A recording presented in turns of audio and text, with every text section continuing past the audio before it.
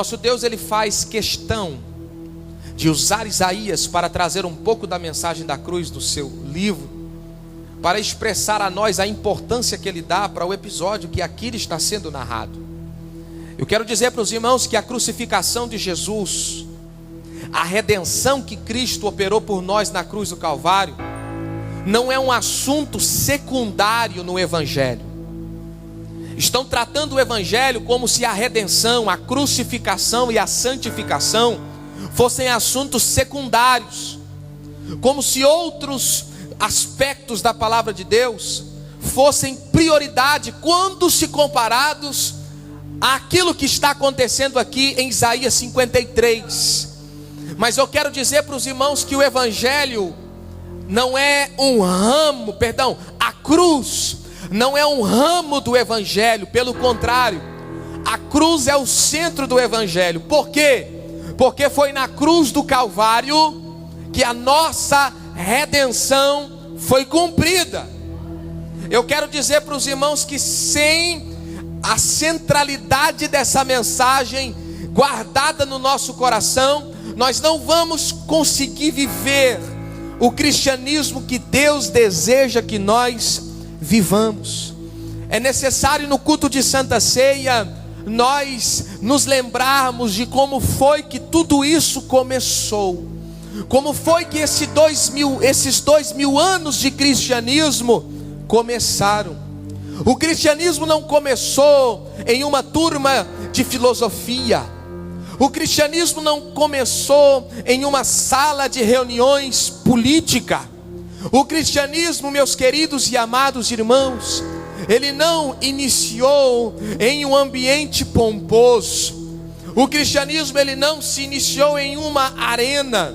Pelo contrário, o cristianismo, ele iniciou-se em cima do Monte Caveira, com uma cena terrível de se ver, com 3 homens crucificados, 2 criminosos na ponta, e um homem justo no meio desses 2 criminosos. Quem visse a cena da crucificação, iria apontar o dedo e diria: ali estão 3 homens malditos, ali estão 3 miseráveis, ali estão 3 homens que de tão ruim que são, foram condenados à morte.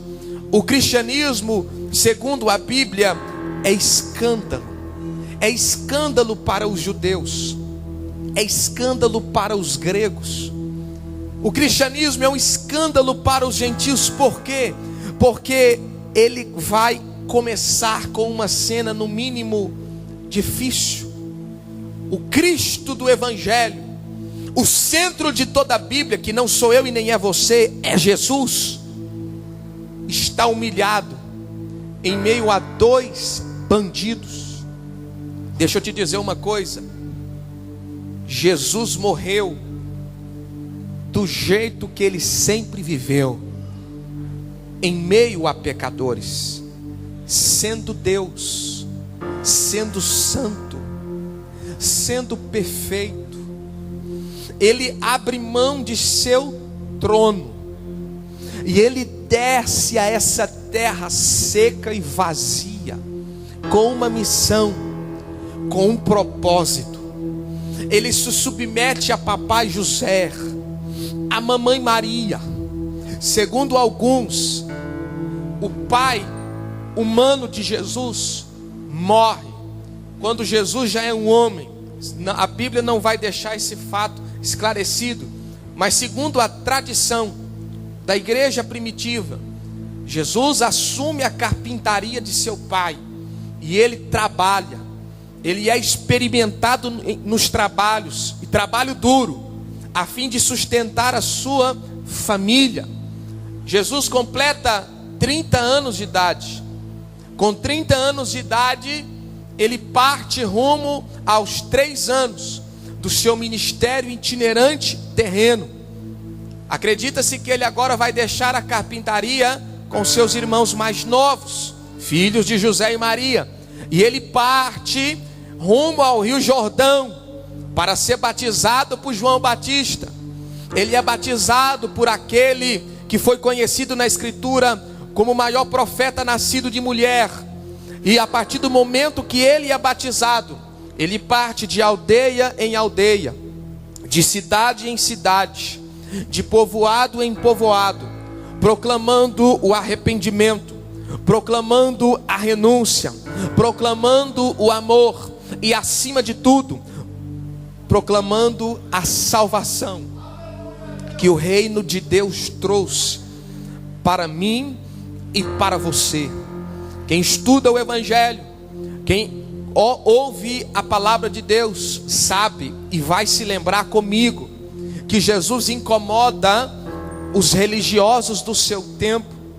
Jesus incomoda a elite do seu tempo.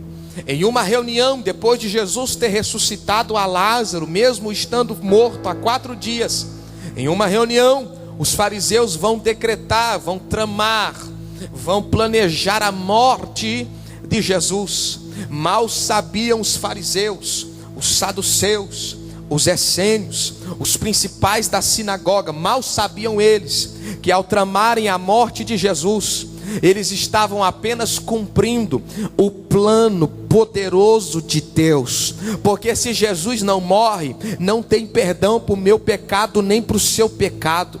Se Jesus não morre, não tem salvação para a minha alma, nem para a sua alma. Se Jesus não morre, não tem sentido nenhum a gente celebrar a Santa Ceia.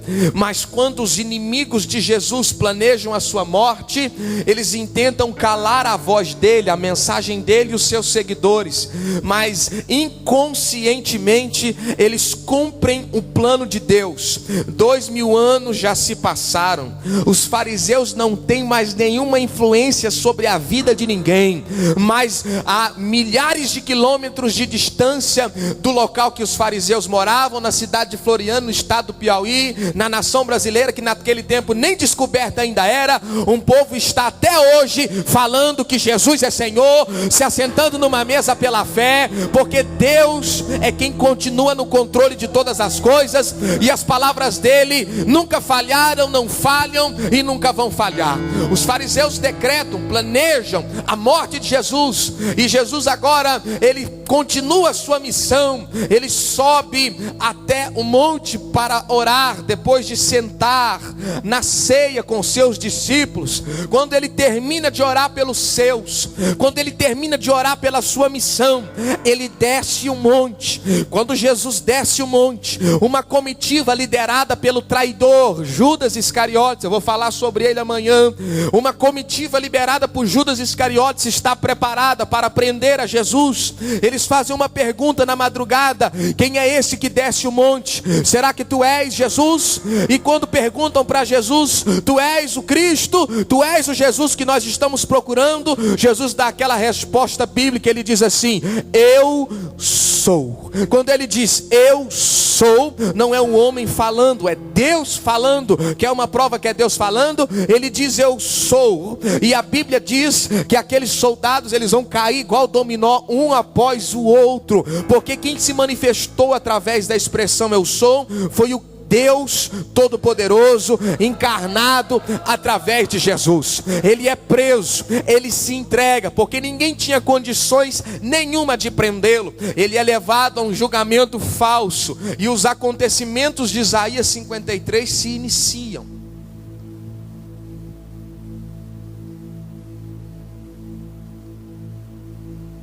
O povo que ele alimentou com pão e peixe, o povo que ele abençoou com seus milagres, os mesmos que ele recuperou a visão, os mesmos que ele expulsou o demônio, os mesmos que não falavam, mas ele deu de volta a voz, a audição, as mesmas pessoas que Jesus abençoou, agora vão olhar e vão dizer: queremos Barrabás, crucifica Jesus.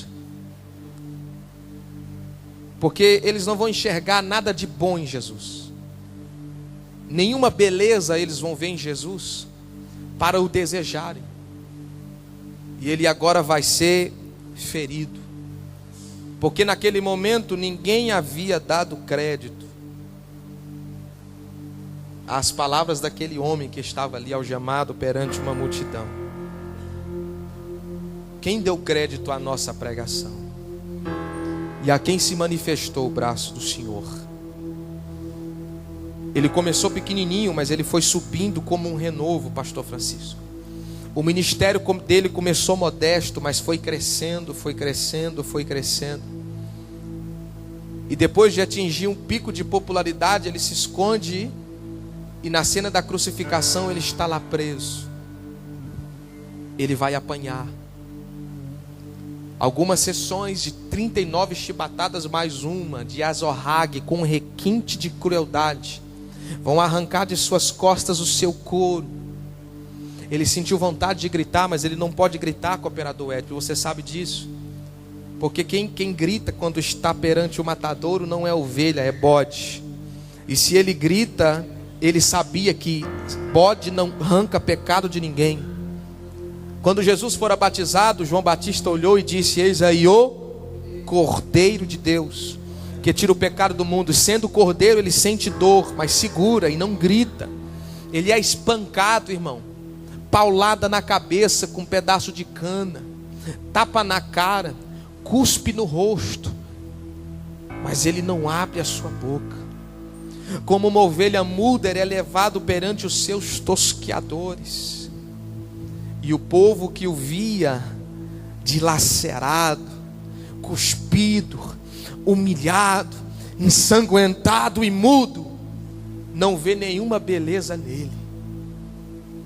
Ele é ferido pelas nossas transgressões, ele é moído pelas nossas iniquidades. O pão que é rasgado na ceia simboliza o corpo dele, que por nós foi rasgado.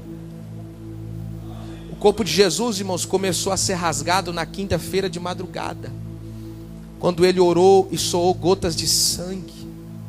O corpo dele começou a ser rasgado ali. Ele foi rasgado quando ele foi açoitado, e ele foi rasgado quando ele foi crucificado. Mas ele suportou tudo, irmãos, sem abrir a boca. Sabe por quê? Porque se ele falha, eu estou condenado.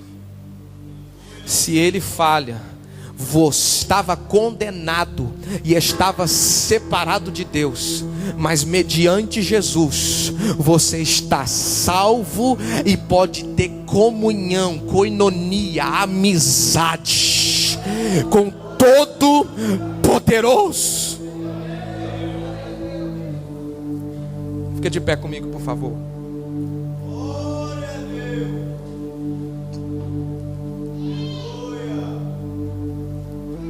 Todos nós andávamos perdidos e espalhados como ovelhas.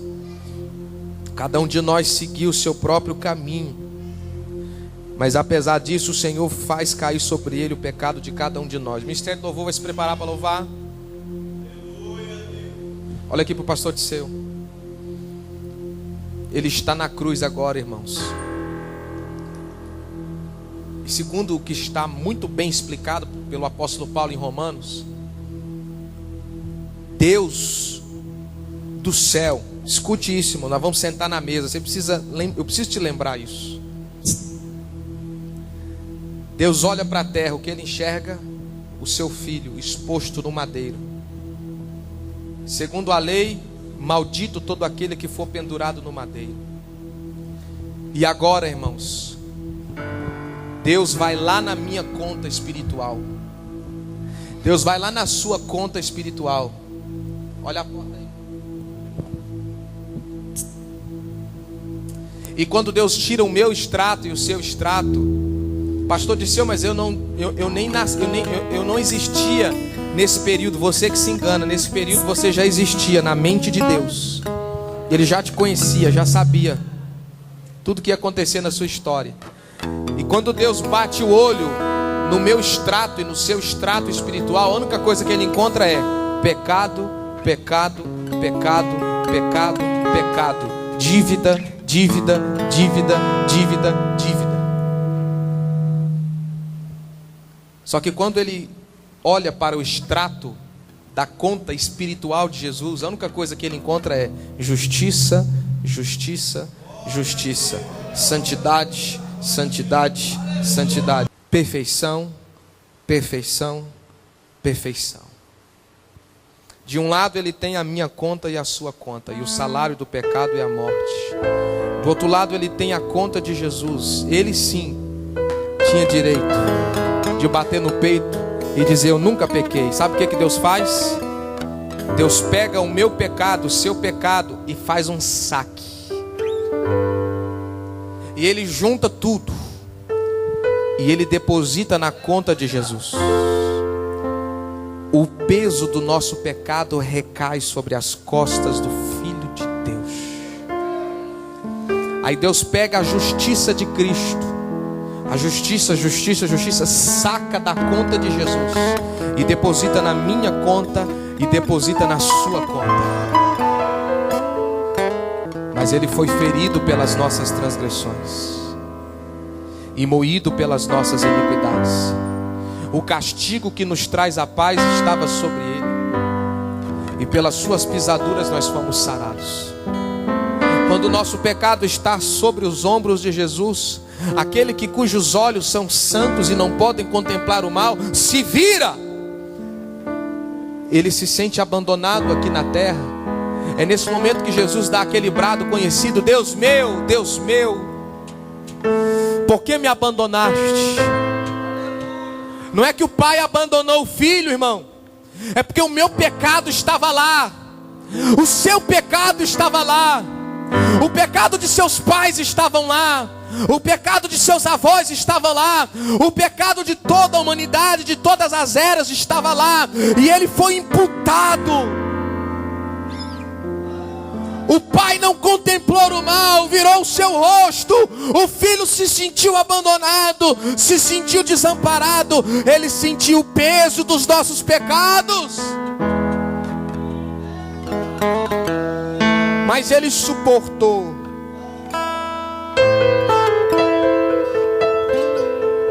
O peso do meu pecado, do seu pecado, doeu muito mais que as chicotadas de Azorrague. O peso do meu pecado e do seu pecado doeu muito mais, irmão, do que os espinhos da coroa perfurando o seu crânio. O peso do meu pecado e do seu pecado doeu muito mais, irmão, do que o cuspe que ele levou na fonte. Doeu muito mais, irmão. Mas ele foi até o fim. Deixa eu te perguntar uma coisa: você vai até o fim também?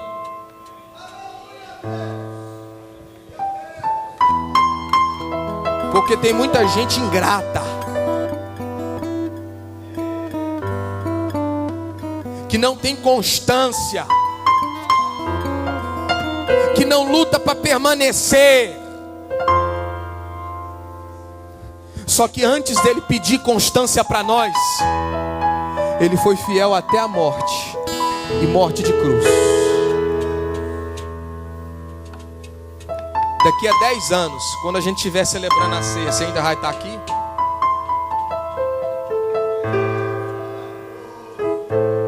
Ou você está pensando em dar uma voltinha lá fora?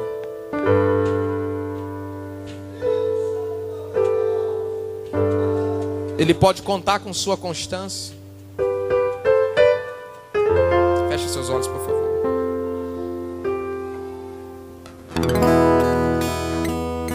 Nós vamos sentar na mesa do Senhor. E eu quero que você e eu venha seguir o exemplo que Jesus deixou.